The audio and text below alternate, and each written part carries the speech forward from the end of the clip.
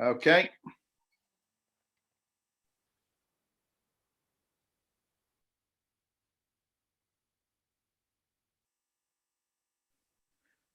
Good evening, everybody. Welcome to the speakers. That's a good start, isn't it? For the Stand Up for Labour Party Democracy rally. And this evening we've got a fantastic platform.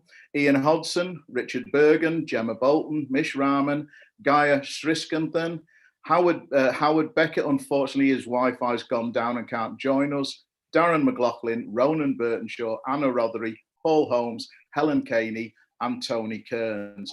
But to start us off, the wonderful Rob Johnson is going to play us in with a fantastic song that I've enjoyed twice before. Thank you. Pleasure to be here.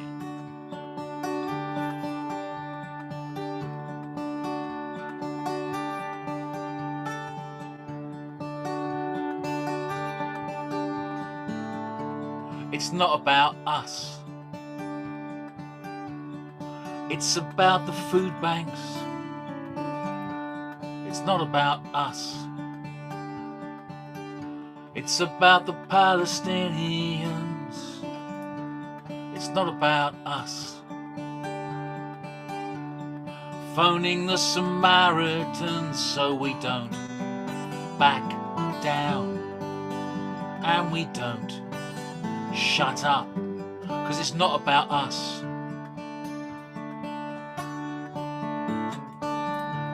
It's not about us. It's about the homeless. It's not about us. It's about democracy. It's not about us. It's about solidarity, so we don't back down and we don't shut up, because it's not about us.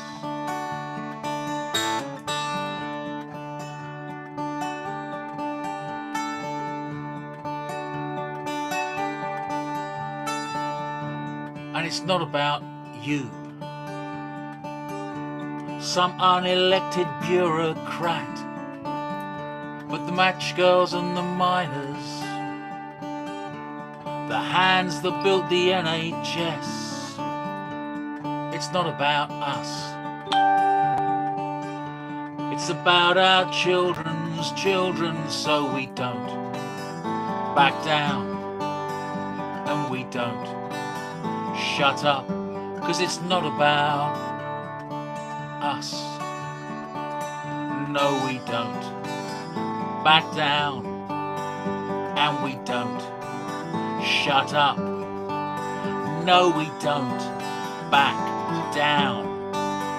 No, we don't shut up, because it's not about us.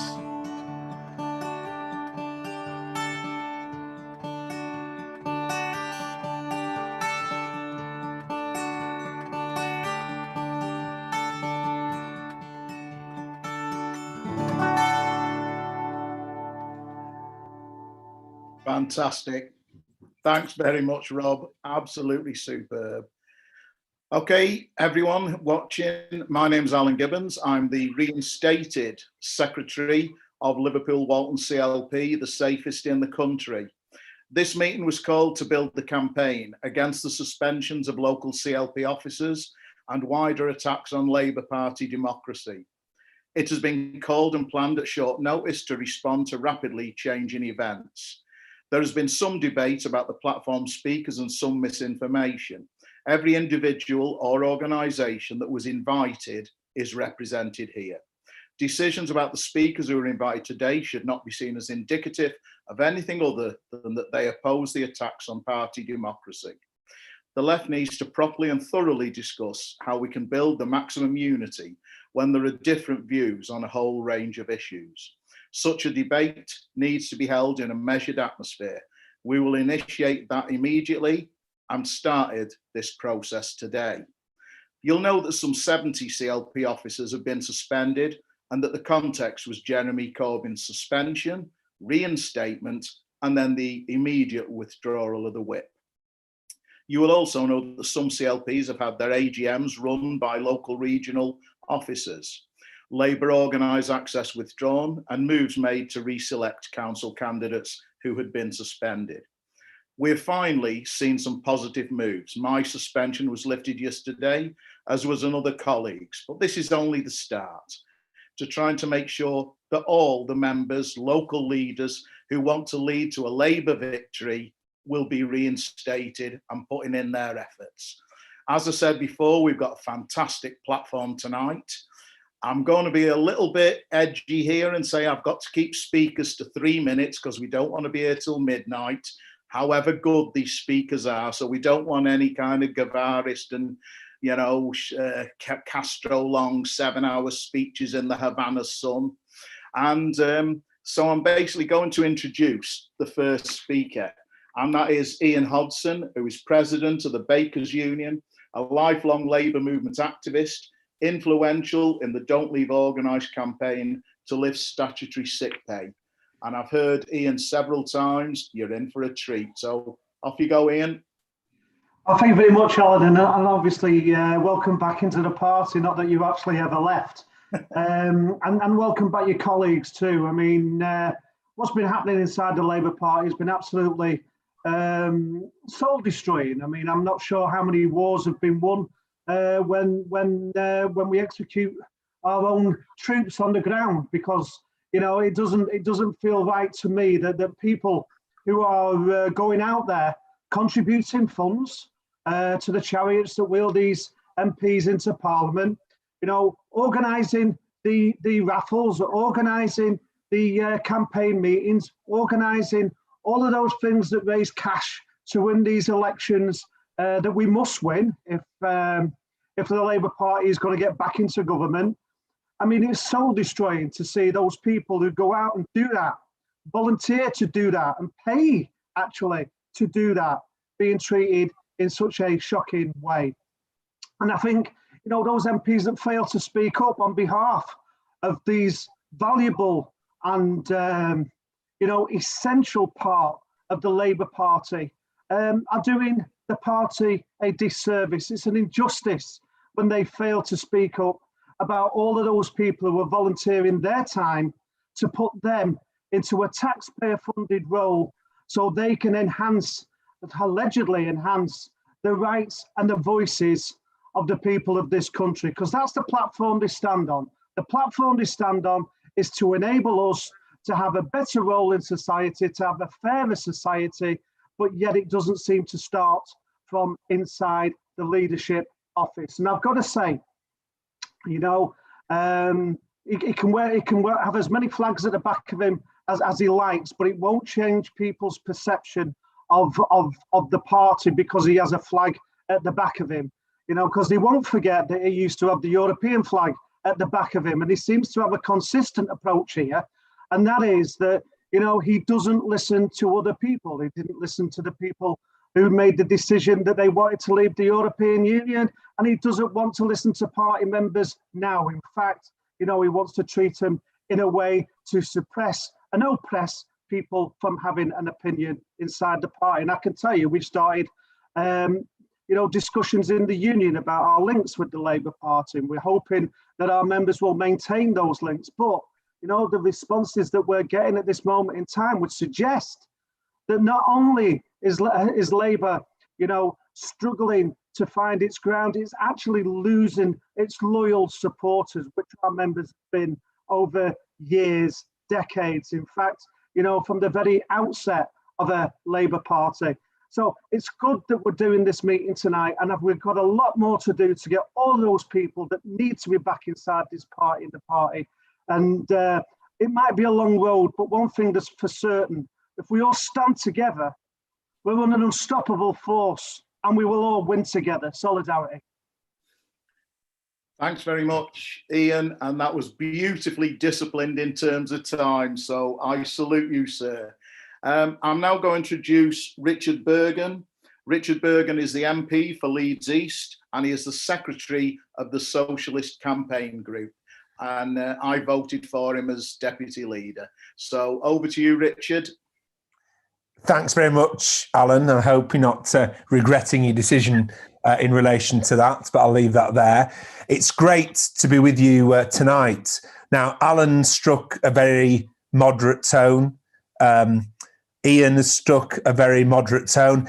They're both angry. I'm angry too. I'm fed up. We shouldn't be having to have this meeting. It's absolutely ridiculous that we're having to meet online to argue for the overturning of the unfair suspension of CLP chairs and CLP secretaries. Is absolutely outrageous. At a time when this Conservative government, through its dreadful approach to the coronavirus crisis, has delivered the highest death rate in the world, it seems that the leadership of the Labour Party is more interested in attacking its own volunteers than it is attacking this dreadful government. This dreadful government has presided over a situation where over 100,000 people so far have died, a situation where tens and tens of thousands of lives have been lost unnecessarily, and with the hardest hit economy in the G7, and the government's failing to follow the zero COVID approach that has worked in New Zealand, in Vietnam, and elsewhere. And that's absolutely outrageous. It sometimes seems to me that members of parliament forget who put them there, that members of parliament forget who they are. I'll say this quite clearly. I said it in the deputy leadership election that Alan referenced, and I'll say it again now because I still believe it. I am just a Labour Party member who was lucky enough to be chosen by fellow Labour Party members to be their candidate for our area in the 2015 general election. And then those Labour Party members did me the honour of going out to campaign for me to get elected, and I was elected. I'm a Labour Party member with that additional privilege given to me by Labour members, given to me by Labour voters. We should never forget who's put us in the position we're in. We should never get ideas above our own station either. We should never get too big for our boots. At the end of the day, it's unpaid volunteers in our party that make people MPs, giving up their spare time after a hard day at work or all the other hard things that are in their life to go out, door knock, campaign, telephone canvass, hold street stalls and the rest of it. So no member of parliament should be silent in the face of the unfair suspension of CLP secretaries and CLP chairs merely for having the temerity to allow motions to be passed saying that Jeremy Corbyn, a Labour member and a member of parliament, should again be a Labour member of parliament. It's absolutely ridiculous. So my solidarity with all of the unfairly suspended CLP secretaries and chairs. We need a democratic party. That means the Labour Party pursuing a situation where we have open selections, where we have a democratic conference, and where the General Secretary realises that he is the servant of this movement, not the boss of this movement. Your subscriptions pay the wages of hard-working Labour Party staff. They're there to work hard for you as volunteers. They're there to work hard to get us into government. And so I think it's terrible that CLP chairs and secretaries have been unfairly suspended. We want them all back in. We want those unfair suspensions overturning. Jeremy Corbyn should be a Labour MP again. It's outrageous that he's not. And we need a democratic, members-led party, because that's the only way we're going to be able to raise ourselves to the level required to deal with this crisis. And I should imagine I'm running on borrowed time, so to speak, from Alan's chair. So I'll finish with this. We are facing the biggest public health crisis for 100 years, the biggest economic crisis for 300 years. And I think it's wrong that the Labour leadership seems to be doing a better job of holding its own volunteers to account unfairly than it is of holding Boris Johnson and this dreadful Tory government to account fairly. And Aaron Bevan said, socialism is a language of priorities. Let's get our priorities straight. Let's reinstate the unfairly suspended CLP chairs and secretaries. Let's get Jeremy back in, and let's, for God's sake, take the fight to the Tories. There are people dying unnecessarily out there. There are people losing their jobs unnecessarily out there. It's our job as a Labour movement to get on with the business of holding this government to account and getting in a position to make the real difference that we all came into politics as activists to deliver. Thanks very much, Richard. And I'm made up that you kept the time. You came to our Politics in the Park in Liverpool, Walton, and delivered an absolute blistering speech, which was slightly longer than that one. Okay, so I'm now going to introduce Gemma Bolton, who again I've shared a platform with, and Richard was on the same platform recently. Gemma is the chair of the Campaign for Labour Party Democracy and was recently elected as one of the Grassroots Voice 5 to the Labour Party NEC, and she's active in her union and mine, Unite. So Gemma, over to you. Thanks so much, and thanks for inviting me along to speak about such an important topic of standing up for democracy in the party. So I was elected alongside 4 other socialist candidates in this summer's NEC elections with a mandate to pursue a socialist policy agenda and stand up and maintain party democracy. And Labour must not turn its back on the values that distinguish our party from establishment parties that represent the interests of the few and not the many. And we're currently seeing an attempt to undermine and diminish the influence of members within the party and a trampling on our democratic rights as members, not least, as Richard was saying, with the continued victimisation of Jeremy Corbyn, who's a decent man who led our party in 2017 to reverse the reversal of over a decade's worth of vote loss, and more importantly reminded our party that we should stand up for our values and for socialist alternatives to neoliberalism. And Jeremy was cleared by a democratic sub-panel of Labour's NEC to have not broken any party rules. Jeremy is a Labour member and Jeremy is a member of Parliament, so he must now be a Labour member of Parliament. It's coming up to 3 months that Starmer said that he would review the situation, and in the interest of unity, of justice and respect for democratic processes of our party, Jeremy must have the whip restored without any further delay. And despite party democracy being under attack, us as Labour members, we need to use the democratic avenues which do exist and use them to campaign for socialism and for democracy.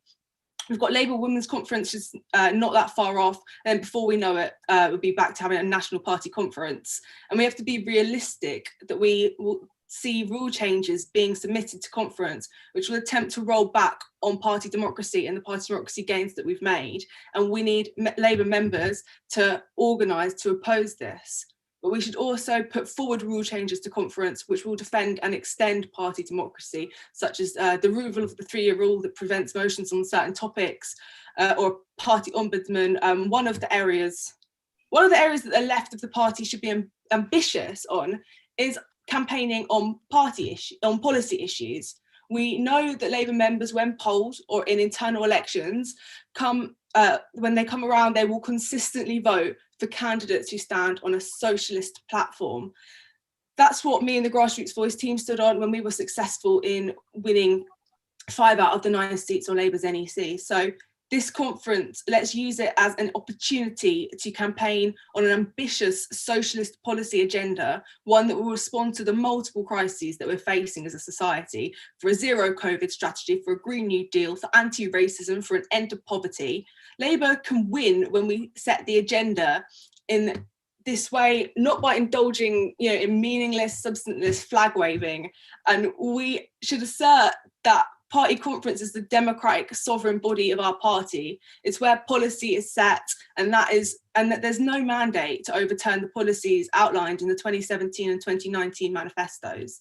And CLPD will be organising for party conference with motions and rule changes which stand up for democracy, which stand up for members' rights. So please do join CLPD and get involved in pushing for party democracy, and do sign up for updates from us. And don't leave Labour. This is our party. Let's fight for our values and keep socialism and democracy alive in our party. Thanks very much. Thanks very much, Gemma. And we owe a debt to CLPD for their work on motions during this campaign. They've always been very accurate and very measured in delivering policy and principle. I'm now going to ask a good friend of mine, Mish Rahman. He, like Gemma, he was elected as part of the Grassroots Voice team to the NEC. He came up to Liverpool Walton during the summer, and people loved talking to him in the food banks and in the community work that we do all the time. So over to you, Mish. Thank you, Alan, and it's brilliant to have you back in the party. It's great to speak on standing up for Labour democracy, and it's important to recognise, comrades, that the mark of any good leadership is to show empathy for those who you least resemble. So it's up to Labour's leadership to embrace us, and we shouldn't be expected to do the other way around. There's so much that this Tory government is responsible for, as Richard just mentioned, over a decade of austerity. What's happening to us is wrong. What's happening to the people of my town, the people of my city, the people of my region, and the people of my country is wrong. Instead of recognising this and finding transformative permanent solutions, as Gemma said, we get flag waving and attempts to out-Tory Tories while constantly kicking the left. Labour's meant to be the party of the people, rather than relying on a favourable hearing in the right-wing media. We campaign by mobilising as members and winning over voters to the vision of a fairer society. Don't forget, since 2015, we grew to be the largest party in Europe under a socialist leadership, that of Jeremy Corbyn. But fast forward to 2021, why are we here today having to continually stand up for and demand our rights for democracy after those gains? Why, after those hopeful years, have we ended up here fighting for this, fighting to stay in the party after a resurgent right wing? How did we get here? I'm not going to speak about backslapping, but we need to have a reality check.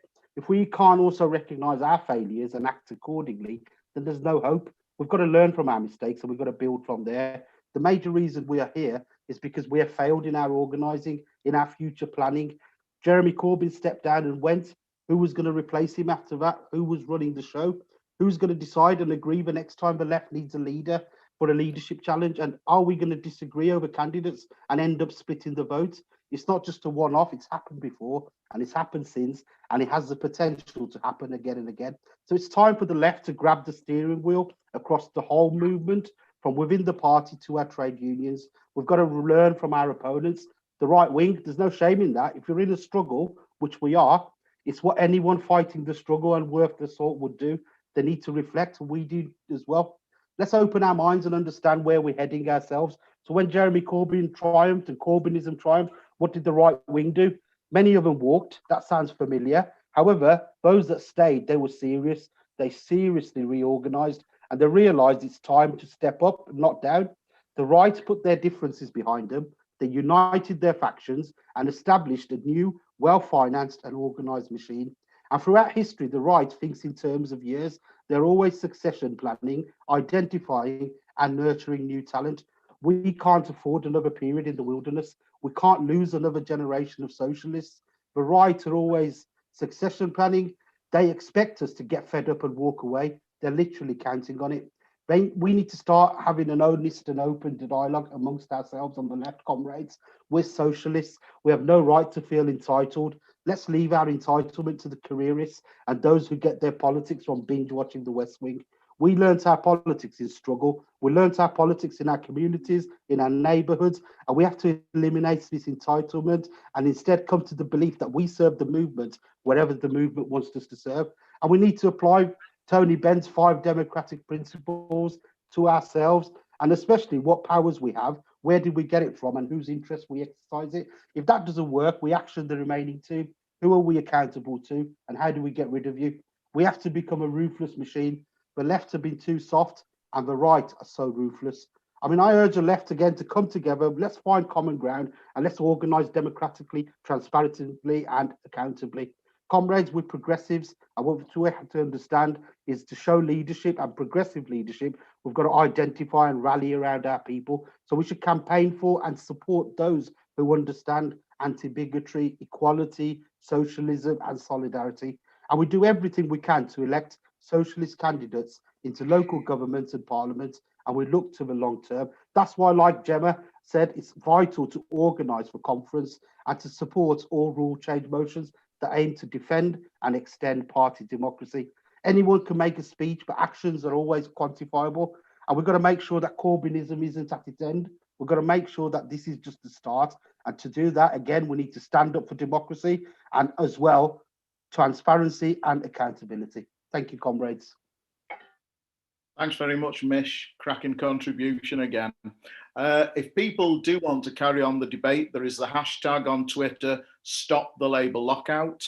And I'd like to also point people to the change.org petition, which is starting to build up,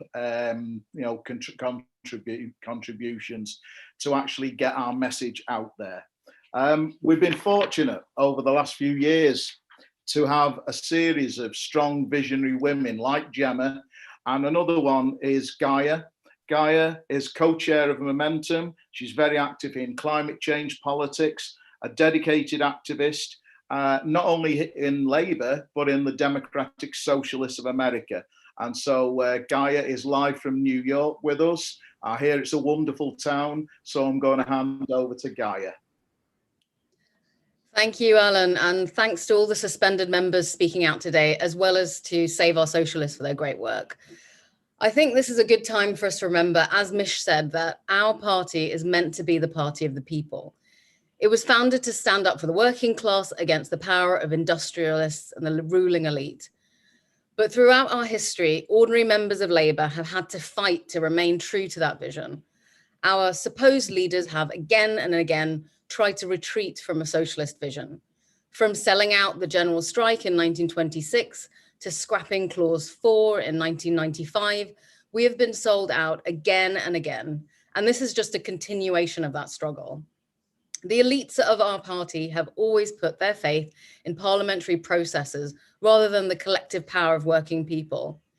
At first, they wanted to get to socialism through gradual inch-by-inch reforms, and now they seem to have given up even on that. They believe in being grown-up, sensible, electable, and that means, of course, getting chummy with the right-wing press. And we know from bitter experience that this approach just doesn't work. So today, ordinary members are fighting against this ideology once again. Members are being treated as electoral cannon fodder, fit only to pay dues and knock on doors in the service of our betters. As soon as we express political ideas that the leadership don't like, they start suspending people left, right, and centre, but mainly left. This crackdown doesn't come at a time when the party is succeeding. Starmerism is stalling. Even the commentators have started to see that there are no politics behind the haircut. Our polling numbers have stalled, with the good news of the vaccination programme and the end of the lockdown likely to see the Tories open up a significant lead by summer. 100,000 people have died, as Richard has said, and our leadership have completely failed to hold the government to account. It seems like the leader's office are intent on heading into the next election with the party supporting neoliberal economics and neoconservative social values. If they do that, we will lose. And with challenges like climate change staring us in the face, we don't have time to lose. So we need to end the crackdown and change the political vision of the party. And that is exactly what Momentum will organise and fight to do. We will build a socialist movement that can shape the future of the party and the country. And that hard graft starts now. Right now, we are working to prepare for this year's conference. That means electing left-wing delegates and building support for democratic rule changes, such as making the General Secretary an elected position.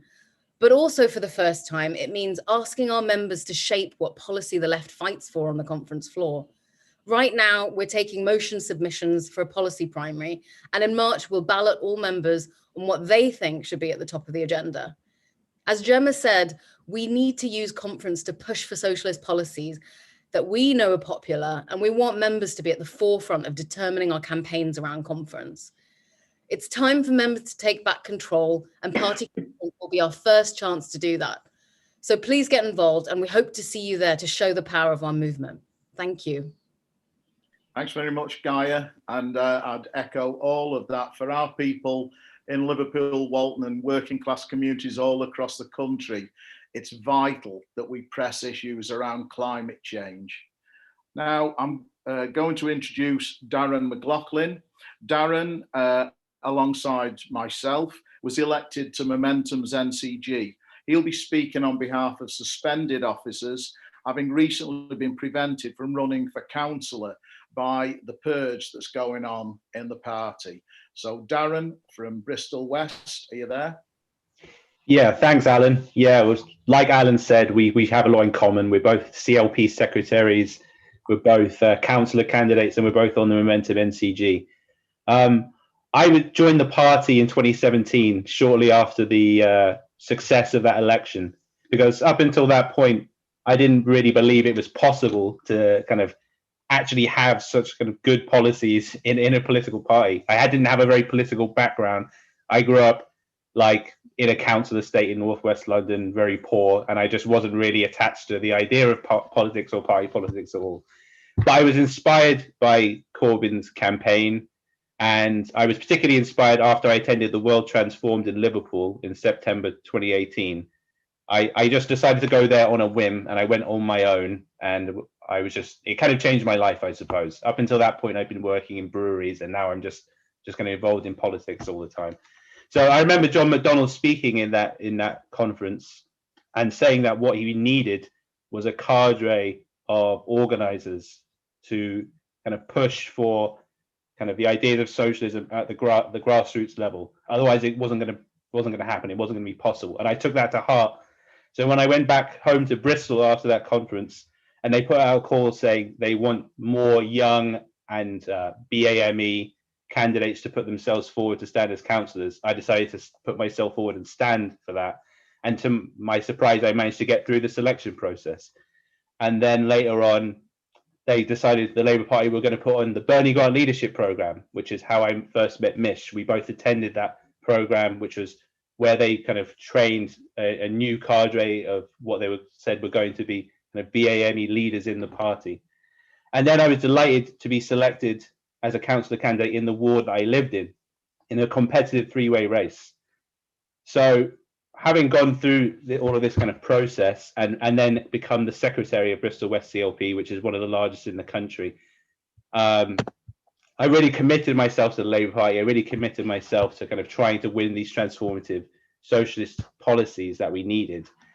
But that's all potentially under threat because I was suspended from the party on the 20th of November for allowing a motion to be heard in support of Jeremy Corbyn, which I know a lot of other CLP officers have also suffered the same fate. They've also been suspended for allowing these motions to be heard.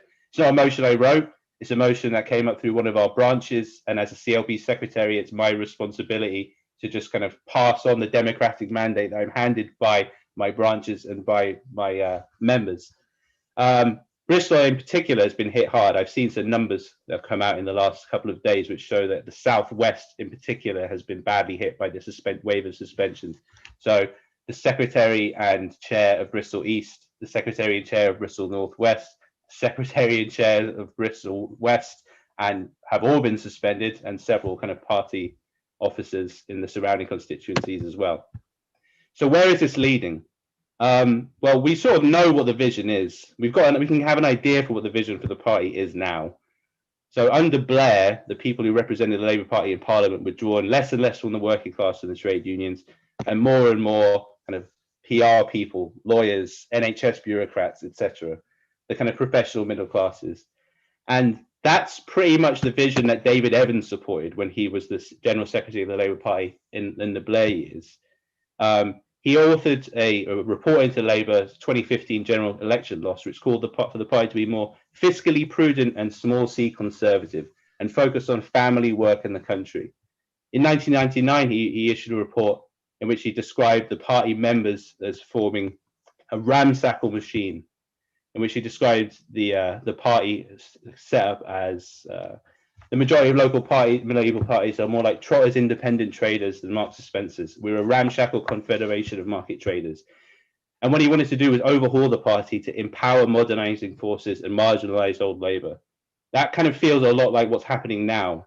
And there was a report that came out of the NEC a couple of weeks ago which said that they want more professional candidates to come forward, and they want to have the ability to override the democratic mandate of their members in their selection processes and be able to exclude people centrally if need be. So that we can see the direction these things are going in. And you can just look to what the alternative is by looking at the example of what's happening in America. When you see a candidate, an insurgent candidate like Alexandria Ocasio-Cortez stand against an establishment Democrat figure, and represent the interests of her neighbourhood and win successfully against a very conservative establishment candidate. And you can see it in people like Cori Bush, who was elected in St. Louis, who was a Black Lives Matter protester and an activist, and has built a grassroots wave of support in order to get elected in her seat. And those are the kind of people that we want to represent us. That's what socialism is in practice. So I'll end up with the words of Tony Benn. Again, I know Mish referred to him earlier, but he's a local hero. He's the most famous and celebrated MP in the history of Bristol. So he said that socialism was the necessary extension of democracy, but also that if democracy was to fill its radical promise, then our long campaign to democratize power in Britain has to begin in our own movement. There is no possibility of democracy in this country unless there is democracy in the Labour Party and the Labour movement. And that's what we need to be fighting for. And I'll leave it there. Thank you.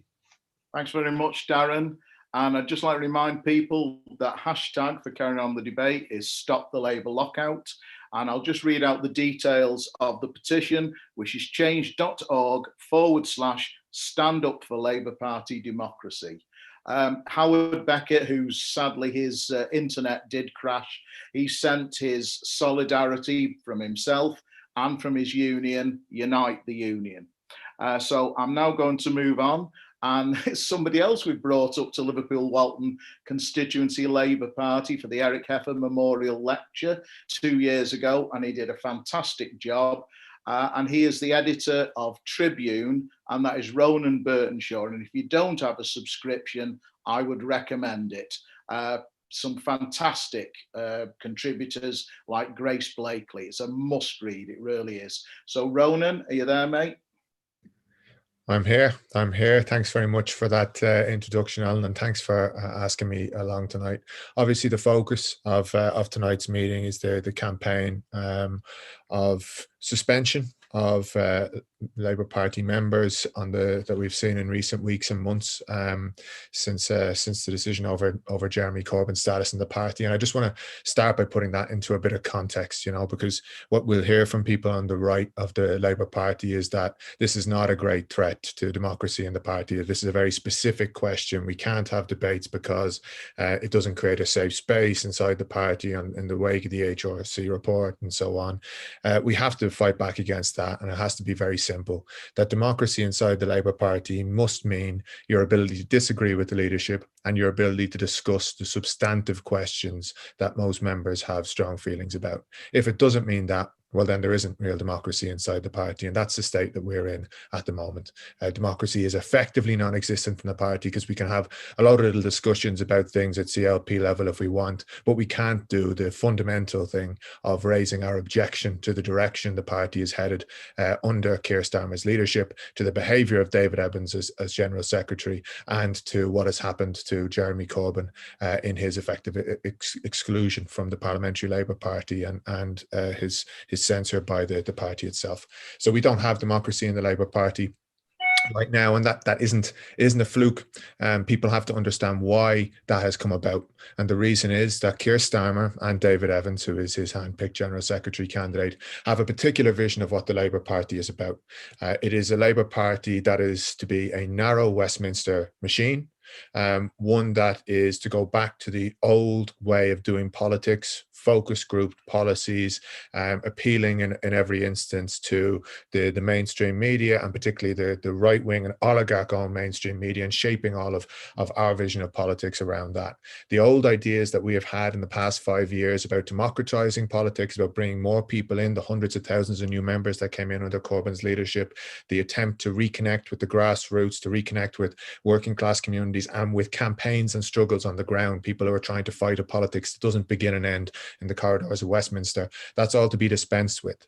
And I think what we've seen in the past week or so brings that to a fine point, with the decision to end the contracts of the community organisers and to bring in instead a whole series of corporate advisors who are going to give direction to the Labour Party in future, on behalf as well of the corporate elites who we're now bringing in by going cap in hand to these people to be funders, because we have lost 100,000 probably, if not more, Labour Party members under Keir Starmer's leadership.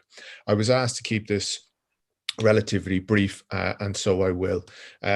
My view is that we have to look at this situation as something that is a temporary scenario. Keir Starmer is in as leader, and he is, as long as he does decently in the polls, he's likely to stay in that position. But we're already beginning to see the erosion of his strength of position just inside the last week. It's already been pointed out by Gaia, the number of articles that are starting to be written raising questions about the failure of this kind of technocratic politics that he espouses to really challenge the Tories, to really put forward any kind of vision of what society we want to live in, and to speak to the incredibly deep social crises that exist for millions of working people in this country.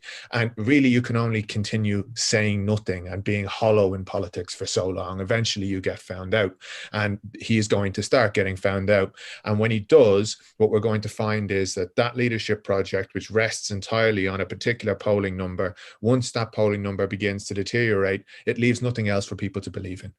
And that leaves an opening for us. It leaves an opening for us to begin the conversation again, where we can say, actually, the Labour Party needs to stand for something, it needs to fight for someone, and it needs to be able to articulate the deep anger and resentment and frustration that is out there in this country a year into a pandemic, which has, for many people, decimated their lives and their livelihoods. So I would endorse what Alan says.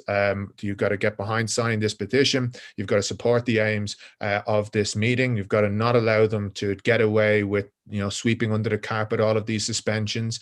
Even if they start letting people back in, and I'm very happy they've let Alan back in, that's not enough. There needs to be an apology for this. There needs to be a change of direction. There needs to be a genuine respect for democracy going forward. And we need to come together as the left of the party. We need to organise heading into conference in 2021. We need to be organising events together that put forward our vision in expectation of a time that's going to come when the leadership's really hollow politics are going to be exposed, and we're going to need a different kind of voice and a different kind of message for the Labour Party. So thank you all very much for watching tonight, and thanks for the invite. Thanks very much, Ronan. Articulate and effective as usual. Absolutely brilliant to listen to you. I would like to thank some people. Comrades from Don't Leave Organise have put a phenomenal amount of work in to help us all from all the different organisations on the left be able to come together to stand up for suspended members and for Labour Party democracy this evening. The next speaker, I've been talking about people who've come up to visit our constituency. The next speaker is actually a member of our constituency in Liverpool, Walton. Anna Rothery is the Lord Mayor of the City of Liverpool, the first Black Lord Mayor, and of course the first Black woman Lord Mayor, another of the strong visionary women that I've been talking about.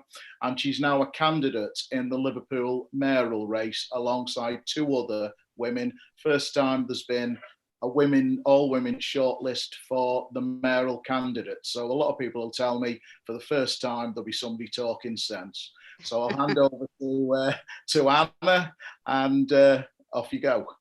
Thank you, Alan. Thanks very much for this evening. Okay, so I don't believe in top-down leadership. We need to see a new kind of leadership, transparent and cooperative. Local communities should be put at the heart of the decisions that affect all of our lives.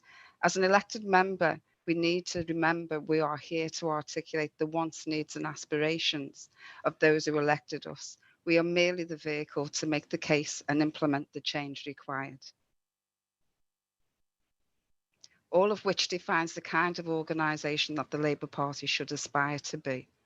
Just as the interests of people in their communities should come before the interest of big developers and property speculators. So the members who do the canvassing and the local organisations should be the beating heart of the party. One of the greatest gains of Jeremy Corbyn's leadership was the attempt to make a Labour-led party relying on the energy, vitality and initiative of its volunteer activists up and down the country.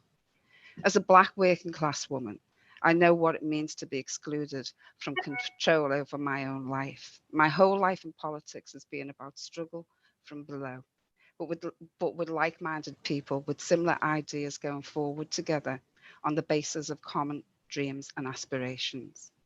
My mum was a community activist who campaigned against substandard housing, taking on the rogue landlords. When it comes to providing a clean, warm home for our children. Necessity is certainly the mother of invention. The labour and trade union movement was part of my life from a very young age. We won't get anywhere as a movement if we go closing down our community organising unit. Labour's vote held us up best when we were present and making a difference in people's lives. We won't get anywhere as the movement if we spend all our time at each other's throats. Labour wins when it trains its fire on the Tories, when it pulls together and gives hope to its own people. That is why I called for the party to unite, drawing on the talents of our members. And that includes former leader Jeremy Corbyn and the hard-working constituency officers up and down the country. Everyone should have a voice in our party. Labour should be an inclusive and welcoming place where we can have debates and disagreements in an atmosphere of mutual respect, and then close ranks to take on a Tory government whose failures have caused so much distress and despair. In his leadership, Keir promised a united party that was open, respectful, creative and engaging. Let's make good on that pledge and lay the basis for a socialist Labour government that can repair the damage the Tories have done and take us forward to a more equal, fairer and just society. With fire in our bellies, we will achieve transformational change. Solidarity. Thanks very much, Anna, and great to hear the voices of Liverpool. I'm now going to move on to Paul Holmes, and Paul is a Unison NEC member, but tonight he's speaking in a personal capacity, and he recently got 34% in the Unison General Secretary elections. So Paul, over to you, and it's another good kind of accent you're going to hear here. Off you go. Thank you, Chair. I didn't know I had an accent. I thought everybody spoke like this. The debate can't just be about democracy. Democracy in a vacuum is some sort of Greek theatre debate. It's about democracy and policy. And I remember reading my favourite quote of the last 2 years, really. They interviewed a chartist in Gloucestershire in the 1860s and said, are you wanting more democracy? And he said, what I want is more roast beef, plum pudding and lots of beer. And I think we need to remember that quote. I think, you know, the debate is not in a vacuum about policy and democracy. It's about real things for real people. And in the manifesto of 2017, I've never seen this before. And I joined the Labour Party the day after Thatcher got elected in '79. If you wanted a clap and a cheer, you just had to lift the manifesto up and people would cheer in the room. And that's because it contained things that improved people's lives. It gave them hope. And I heard of a district Labour Party meeting in Wakefield where I lived the other week, where they were discussing how they were going to leaflet with the COVID restrictions. And this bloke said, this ex-miner said, I wouldn't be worried about how you're going to leaflet. I'd be worried at the moment about what you can put on the leaflet. And I think that's absolutely crucial.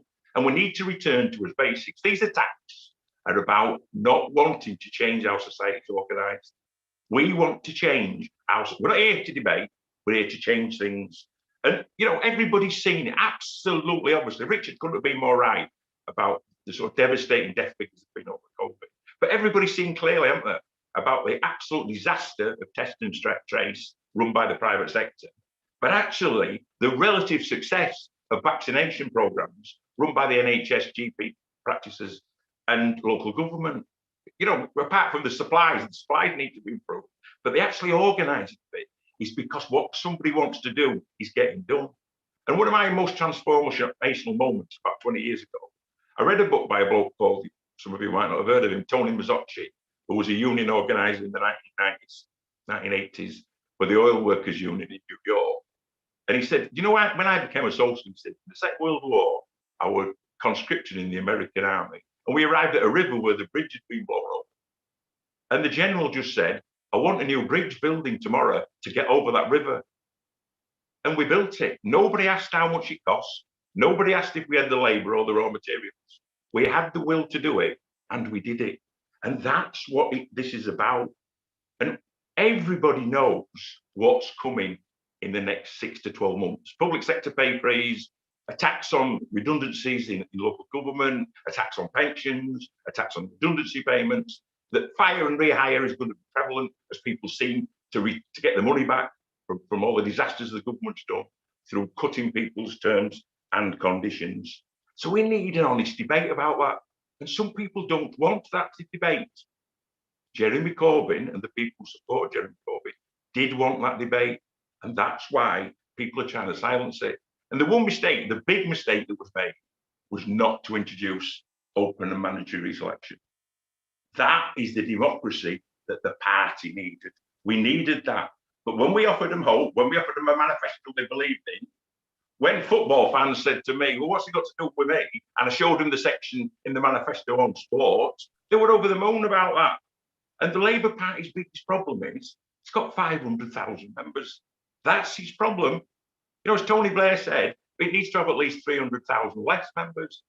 And that is the mood, music, that's about at this moment in time. And any of us, particularly people like myself who've been in a trade union, are not frightened of honest debate. Honest debate is how decisions are made. Mark Twain said, the only person who makes a better decision than me is we. And it's we who need to be coming back in this party and saying, these are the decisions we want to make. This is the farce that's happened to this economy over the last 12 months. And this is where we want to take this party forward. So we've got to fight these suspensions. Nobody would have believed that the leader of the Labour Party would be suspended from the party within 12 months. But that is because not of his personality or anything he happens to have said, but because of the policies that he happened to have supported. It's them that's galvanised the movement. Jeremy Corbyn linked in with the mood of the times that we want to change. People are absolutely fed up. And if you go to any group of workers, whether they're bin workers or home care workers or gardeners or people working in a private care home, they want to debate the issue. They want to say, this is what we debate. There's two questions at a union meeting. What do you propose and do we trust you to do it? And that debate, what do you propose and do we trust you to do it, should take place throughout the Labour Party without any fear of recriminations. That's why I'm here tonight. And that's why I fully believe that with open, honest debate, we can then implement the policies that will put the roast beef, the plum pudding, and lots of beer on people's tables. Thank you. Thanks very much, Paul. Perfectly on time. Great contribution. There's still time for anybody who's watching to send a link to their friends to the contributions. There's well over 400 watching the last time I glanced. And just before I move on to the next speaker, it's always good to big up the youth, and a young gentleman from North Islington has sent in a message to tonight's rally, and his name's Jeremy Corbyn. I remember hearing him at the start of this great project on a night of real hope in the rain in Liverpool. 10,000 people crowded onto St George's Hall, and it's one of the moments of my life. And this is Jeremy Corbyn's message to the Rally for Labour Party Democracy. I want to express my deepest thanks for all the support and solidarity I have received from members and supporters all over the country and indeed the world over the last few months. It has been deeply moving. My solidarity goes to those members now campaigning for their reinstatement, for simply allowing members to discuss and debate issues that affect them and their party. In 2 general elections, I was proud to advance policies for social justice, environmental sustainability, transfer of power and wealth away from the richest, and for an international strategy of peace and justice. These policies come from an empowered and enthused membership. The COVID pandemic has shown the relevance and importance of these policies. The Tory government has demonstrated throughout the COVID pandemic its real agenda: cuts, privatisation and handling of key contracts in our NHS to private companies. The result has been a huge death toll amongst members of COVID and amongst key NHS, care and essential workers. Our focus as the Labour movement must be on uniting people around an agenda of wealth redistribution and empowering communities. Mutual aid groups know the value of solidarity and practically demonstrate it every day. Unity is best achieved by ending suspensions and empowering us where we are strongest, in our communities, a vision of a society that cares for all and creates a world fit for the next generation. Solidarity, Jeremy Corbyn. And I think I feel proud to have read that statement for that man. We stand up for him because he stood up for us. And the next contribution that I want to move on to is somebody who stood up for us, and that's Helen Caney from Save Our Socialists. And there, I've even got the T-shirt. So are you there, Helen? Helen is an ardent socialist, active in her union, the GMB Reading branch secretary, and plays a key role in our movement. So over to you, Helen. Hi, Alan. Thanks for that. And thank you to the organisers of this wonderful rally for solidarity, and for giving Save Our Socialists the opportunity to speak.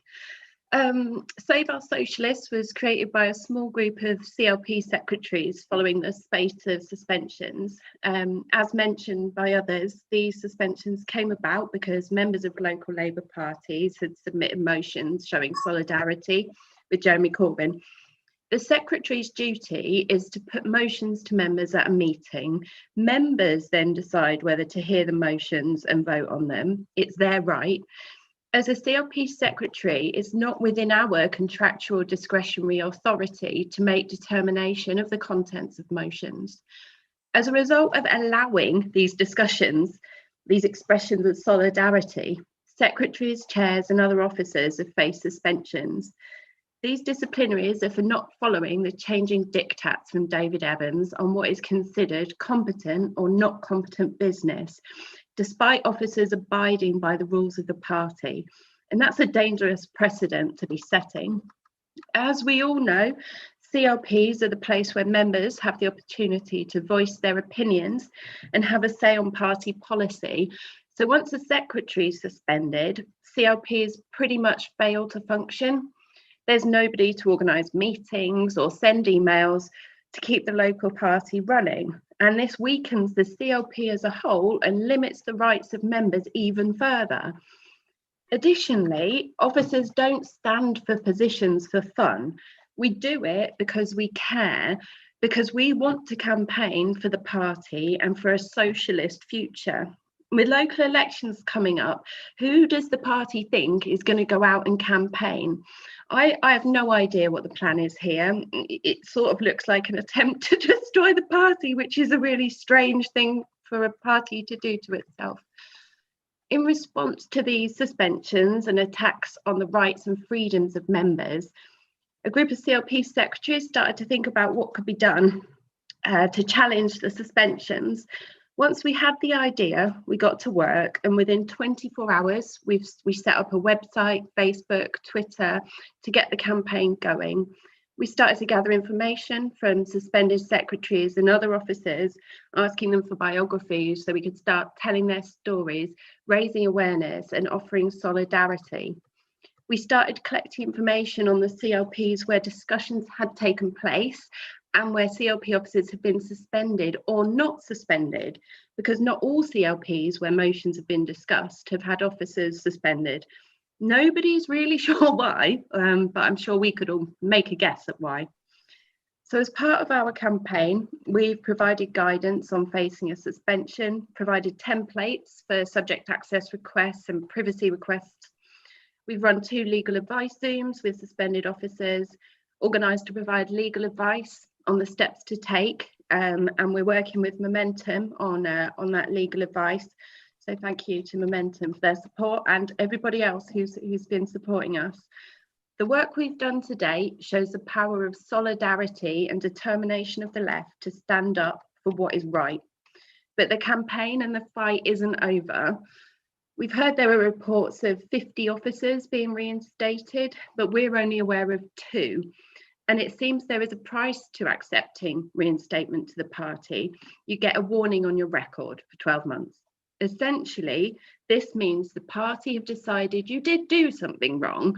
They're just not going through the process that they knew they'd probably lose.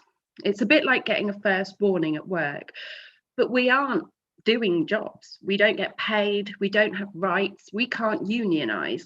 The approach the party is taking is making officers agents of the party rather than the elected volunteers who are here to serve the members.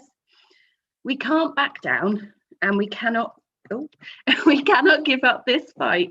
It's too important if we're to maintain a democratic Labour Party built around its members, not dictated by a few at the top, a party that is built on democracy, fairness and solidarity. And we will keep fighting as socialists for the party we believe in, a party that is not for and by the few, but is by and for the many. And all suspendees must be reinstated immediately. Solidarity. Thanks very much, Helen. Absolutely superb contribution. And as I've said many times, the legion of talented, strong women in the Labour Party is absolutely so encouraging. One of the reasons we find that we do free speech is absolutely the heart of things is because we do want to stand up for people. We want to stand up for the people facing fire and rehire in British Gas. We want to stand up for the people facing fire and rehire in the Heartlands Hospital. And we want to stand up for the DHL workers, Unite members on the picket line in Gilmoss in Liverpool. And for all the people who are struggling in this pandemic, that's why we've got to stand up. And people who stand up are not silent people. They're argumentative people. They're people who demand the right to be able to debate fiercely. And that really is at the heart of everything we do. I know that a fierce debater is coming up next. Tony Kearns is Senior Deputy General Secretary at the CWU Union. I was a postie for a short period of time. He's a committed socialist and supporter of a number of organisations that campaign and lobby to make society a better place. I work alongside Tony in the NCG of Momentum, and I welcome his contribution tonight. So over to you, Tony. Thanks, Alan. And thanks for the invitation to come and speak on behalf of the CWU. Solidarity from the CWU for this fight. And I just wanted to put this into context. I don't want to be repetitive in terms of what other people have said. You know, we've had an ongoing battle with Royal Mail for a couple of years in the CWU. And one of the issues we came up against there was this narrative that Royal Mail had to drive down terms and conditions of our members because that were the terms and conditions that employees were facing in the competitors. And so we became engaged in what we were calling a race to the bottom. And of course, the reason that came about is because for 30, 40 years now in this country, there's been a common narrative on the economy, common narrative on politics, and a common narrative on the world of work. And it's been fed to us incessantly by the mainstream media. And what it's resulted in, as far as we can see, is a lack of positive rights for workers and very restrictive rights on trade unions. And if that narrative in the economy, that narrative in politics continues, then the plight of workers, as Paul has pointed out, the plight of, if you like, the poorer, the worse off in the society is going to get even worse. And what we see now, what we see Labour doing now, is chasing the debate as it moves rightwards. We saw the Tories chase the debate rightwards from the UK. We saw the Lib Dems try and occupy the ground that the Tories had. And what we have now is the Labour Party trying to occupy that shift. And I think it was Ronan who said, what we have to do is stand our ground and stand and say, this is what we fight for. The problem, as Gaia has pointed out, is that Labour loses votes when it shifts rightwards. Look at, you saw the Iraq war, you saw the PFI initiatives under the former Labour government, and as a result of which they ended up losing around 4 million votes. You see, the problem that Starmer's leadership has got, you see, it's trying to model itself on, if you like, the Blair leadership. On one hand, they're doing the concentrate the power base in the party and the party management, yeah? And on the other hand, what Blair came up with was a specific set of economic conditions at the time after Black Monday. But the problem Starmer has is it ain't 1997. And when you've got the Observer, the Guardian, and a New Statesman against you, then actually you know you're in trouble.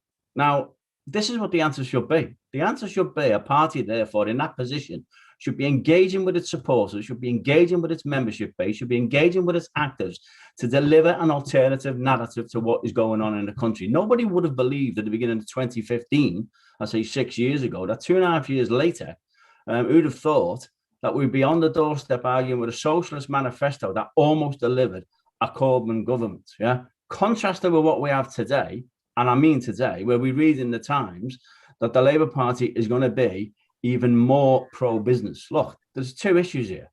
If the electorate want pro-business flag wavers, then they're going to vote Tory. You can't out-Tory the Tories. The other problem, of course, which a number of people have said, is an issue of credibility. You see, Starmer and the position he took on Brexit actually made Jeremy Corbyn, made Boris Johnson look like the defender of democracy. That's what happened at the 2019 election, is that the defenders of democracy with a Tory party, because the position Labour then found itself in, even with a decent manifesto, was that they were going against democracy. And so here's the problem that I think they face, and a number of people have made this point about the internal democracy of the Labour Party. If you can't be trusted with your own party's democracy, then I don't see how you think the electorate are going to trust you with the democracy of the country. And that's a real issue that they say. So the reason the CW supports, if you like, this campaign, the reason the CW supports the position of staying in the party and organising is because recent history shows that winning a left position is political position in the party is possible, and it almost delivered a socialist government, and that opportunity will come again. But it's not just that it's possible, it is necessary, and it's necessary to reverse the political and the economic ethos that I've experienced all my adult life. And more importantly, it's what this country and the people of this country need and are going to need soon. So that's why the CW supports the campaign, signed a letter that went to the leadership of the party supporting Jeremy Corbyn and opposing his suspension, and opposes these suspensions. Solidarity from the CW. Thanks very much, Tony. And now I just need to plug that petition again. So that is change.org/stand up for Labour Party democracy. So please sign up to that petition. And the next speaker, again, I've spoken alongside on a free speech debate about Palestine. And so I'm going to ask Leah Vane to speak. She plays an active role in the Socialist group of councillors, and she's a member and activist within an admirable organisation, Jewish Voice for Labour. So Leah, over to you. Thank you very much. I hope everyone can hear me. So obviously both those organisations are absolutely committed to democracy in the Labour Party, and also to the left-wing policies that were developed while Jeremy Corbyn was leader, and which, let us remember, Keir Starmer promised to continue when he stood for leadership. And as others have said, we need these ideas. And Tony touched on the fact that the way the Labour Party operates, it's still seen, or at least it's described as, on the left of British politics. But this spills out into the wider UK society and indeed beyond these islands. It can't be okay to treat those with unpopular or perhaps unpopulist ideas by suspension and silencing, or insisting or encouraging self-silencing within the Labour Party. If we do this, we must ask the question, if Labour treats some of its best activists so badly, why should it be treated to trust the rest of the citizens of this country any better?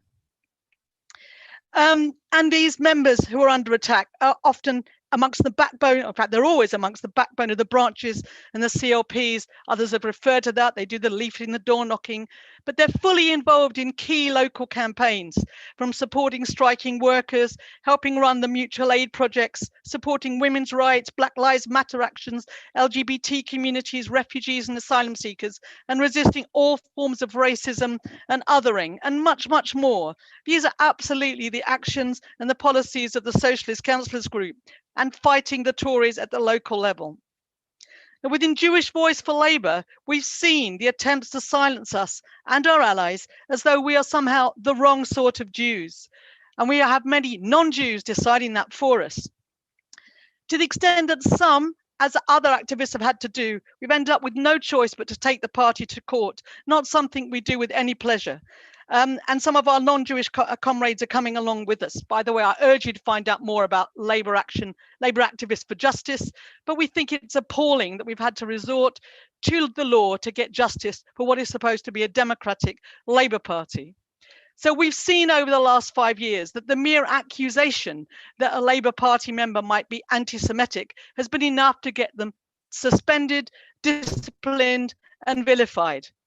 I want everyone to note that JVL has never demanded and will never demand the no platforming of those with whom we disagree on this issue.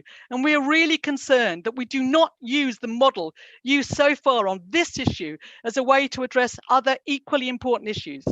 Let us instead, as some other comrades have said, opt for genuine discussion, for open debate, for different points of view to be respectfully voiced and respectfully listened to, that we should provide information and we should base decisions on facts, taking into account different perspectives rather than seeking to silence those who have the most power disagree. That's what Starmer and Evans are doing. We mustn't risk emulating them. We have seen where that leads. But most important is winning back the policies that can address the crisis. We need to take on the ruling class. We need to offer real socialist solutions to the appalling injustices so many are facing, not least the increasing poverty and the widening chasm between the richest getting richer despite COVID and the poorest, for whom COVID is just compounding their already insecure at best situation. 70,000 people have been evicted during this pandemic, despite the temporary ban. And yet we hear Annalise Dodds in a speech of more than 6,000 words about Labour's economic policy direction, seeking only to reassure the city and not, for example, mentioning the issue of housing even once. Gemma and others have already referred to the appalling flag waving, so I won't go into that. Suffice to say that last week, the party political broadcast brought me close to despair. Comrades, we have Everest and K2 to climb. I urge us to organise, educate and empower. We have to fight in defence of suspended socialists so that we can continue to fight in defence of socialism and to advance socialism. We are angry. I'm furious. I have to get myself out of despair and into fury because we have to harness that anger and we have to challenge that justified anger into something that is going to make a difference to the people in this country. And stand any chance of improving people's lives, what we need is a united front. And this does not and it cannot mean that we agree on everything, nor does it mean resorting to lowest common denominator politics. It means we fight together where we do agree and we don't fall into a trap, for example, of labeling as hate speech the things that we disagree about. There is no room in our movement for denying a platform to anyone other than fascists. We focus on education, we put the work in, we listen to different perspectives, and above all, we listen to learn from those whose lived experiences are different from our own. And we agree on so much. Standing against austerity, racism, privatization, war, cronyism and greed. And we stand for peace, democracy, free speech, secure and decent homes for all, for equalities, for compassionate and fair treatment for refugees and asylum seekers, for quality public services, for a Green New Deal and very much more. Now, there are some groups and some individuals who are not here today, and going forward, they really need to be included. Never time to include everyone in any one meeting. But I am going to finish very soon. But I am reminded that 90 years ago, Bertolt Brecht and Hans Eisler wrote a song, Solidaritätslied, which is Solidarity Song. And I won't sing it to you, but this is one of the verses. And I think despite losing something in translation, that it says it all. And our various lords and masters welcome our disunity. For so long as they divide us, lords and masters they will be. Forwards, this is the chorus, forwards, and let's remember what our strength is and always will be. In hunger and in plenty, forward, let's remember solidarity. Thank you, comrades. Thanks, Leah. Another barnstorming speech, and I expected nothing less. I particularly like Brecht's poem about the public not being good enough, so we'll go out and elect another one. Absolutely superb material. And now our final speaker is Matt Wrack, and Matt was a firefighter in the London Fire Brigade and a rank-and-file trade unionist before being elected Fire Brigade Union General Secretary in 2005. He's active right across the Labour left. He's chair of the Labour Representation Committee and a member of Momentum's NCG. So Matt, over to you. I'm not sure if you're red or blue because I know you're from Manchester, so I don't know how happy you are tonight. So Matt Wrack. Red. Evening, comrades. I'll try and, I think there's been some great contributions, and I'll try and just touch on some of those as quickly as I can. I think firstly, for me and on behalf of the Fire Brigade Union, I want to send solidarity to all those who have faced suspension and an attempted purge. Simply, and I think Helen put it very well, this is a part of the party of our members, and people who act as constituency officers at local level are acting in a voluntary capacity, and their duty and responsibility, yes, there are rules to comply with, but their duty is to the members who elect them into position, and their duty is to facilitate debate and discussion, and they should be commended for that rather than suspended and witch hunt. So you have our full support. Also want to pick up something that Paul said in his contribution, because I have to say that unfortunately I think we are paying the price for previous mistakes. The truth is that we had opportunities to democratise our party and we didn't take them. And I think there's some serious lessons to learn from that. I think in 2018, we had the chance to deliver open selection. And I think that would have played a key role in democratising the Labour Party and actually putting the rank and file in charge. Because actually the history of the Labour Party isn't one generally of the rank and file being in charge at all. It's one where we've frequently faced witch hunts. You know, famously we saw, I wasn't around, Stafford Cripps and Nye Bevan expelled from the Labour Party in the 1930s.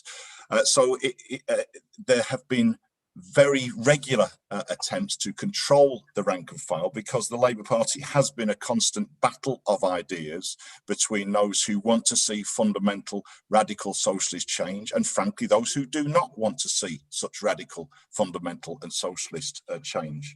And what we're seeing now is remarkable in that we see a former leader of the Labour Party suspended and witch hunted in the way in which Jeremy Corbyn has done so. And the task that we face today and in meetings following this is how do we build the maximum unity in order to defeat this attempted purge and force people back and reinstate the suspended Labour Party officials at local level. In my own union this week, our Executive Council, we passed a motion calling for an emergency recall of Labour's conference, and because the Labour Party is in a crisis, and we believe that the supreme government body of the Labour Party is conference, and therefore conference should have the opportunity to discuss these things. Conference should have the opportunity to discuss whether instructions given by the General Secretary were correct or not. And let's have that debate out in conference. We're not naive. We know the balance of forces on the National Executive, and we know that that demand is highly unlikely to carry with the current balance of forces. Well, I'd say this, that if that is what happens, then those unions and those constituencies who support such a call should consider organising their own network, their own conferences to build the level of opposition to the witch hunt that we are currently facing.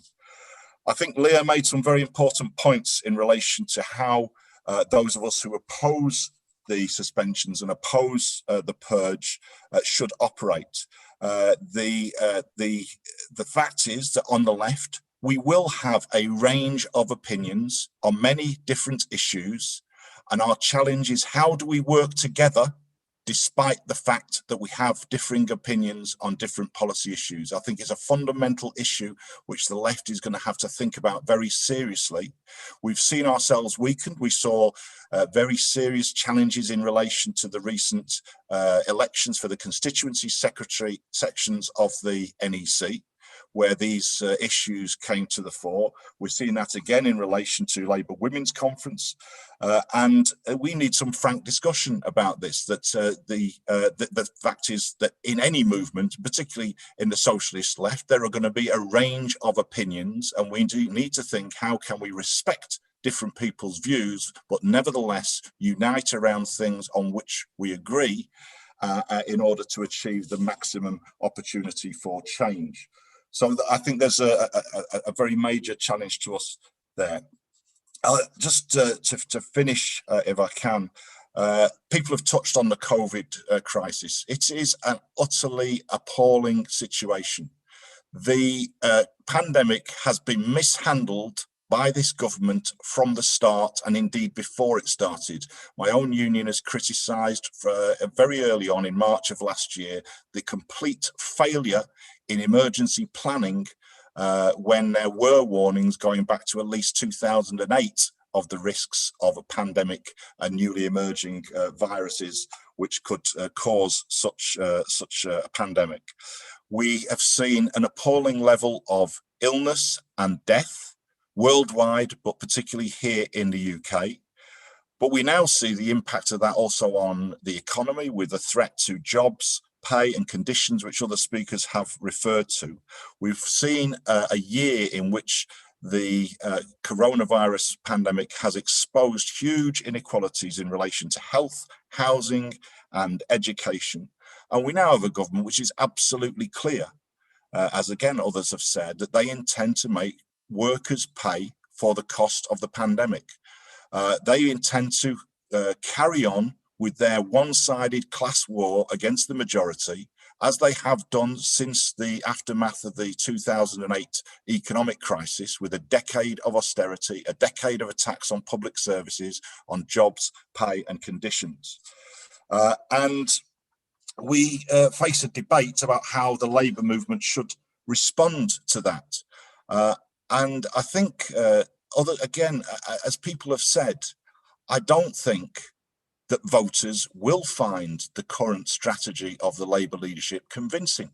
It does remind me of a Marx quote, Groucho Marx, who said, "These are my principles, and if you don't like them, well, I've got others." I think that's how Labour will come across. Actually, the principles on which our movements are built, the ones which have been expressed here today about unity, about working class solidarity, about internationalism, those are the principles around which we can build a mass movement. Jeremy Corbyn's election as Labour leader demonstrated that those are the basis on which you can start to build a mass movement.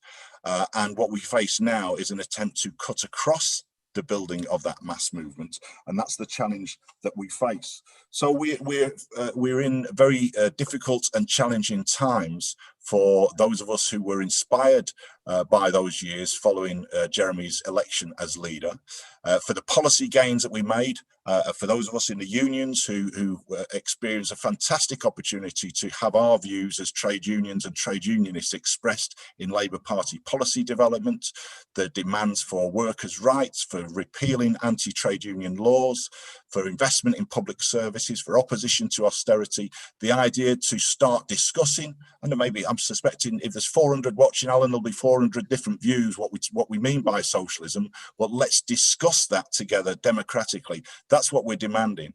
And an essential part of that is to defeat this purge of local democracy within our party. Solidarity forever. Thanks very much. Thanks very much, Matt. Absolutely superb.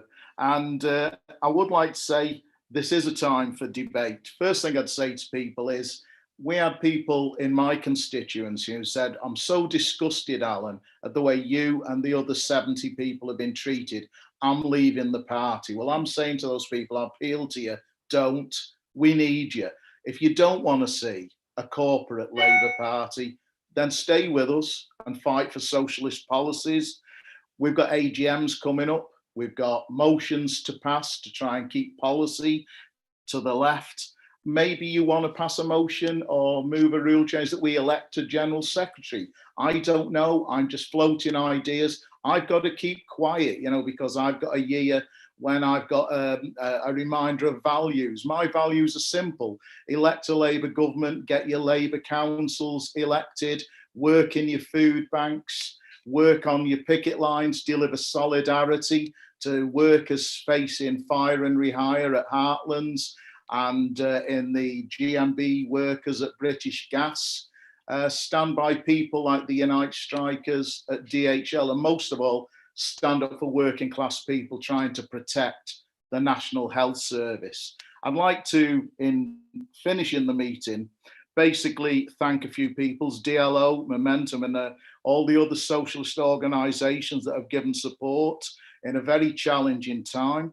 I'd remind people of that hashtag, Stop the Labour Lockout, and the petition, change.org/Stand Up for Labour Party Democracy. I'd like to thank all the speakers and the signer for tonight's meeting. And just a few words from me. I'm not sure if Rob's recording is going to play us out. If not, just hum the red flag to yourself when I've finished speaking. So basically, in tough times, I think it's important to remember what made us socialists and why reinstating all our members is so important. Working class communities need socialists working in the food banks and the council chambers. They need a reform in Labour government. And it's not going to be easy. If anybody thinks fighting for socialism is easy, they're not going to get anywhere. A long time ago, the abolitionist Frederick Douglass, born a slave, said this: if there is no struggle, there is no progress. Those who profess to favour freedom and yet depreciate agitation are men who want crops without ploughing up the ground. They want rain without thunder and lightning. They want the ocean without the awful roar of its many waters. This struggle may be a moral one, or it may be a physical one, or it may be both moral and physical, but it must be a struggle. Power concedes nothing without a demand. It never did, and it never will. We suffered a setback with the fall of Jeremy, but we've not gone away. We're not gone away. Let's unite. We have a world to win.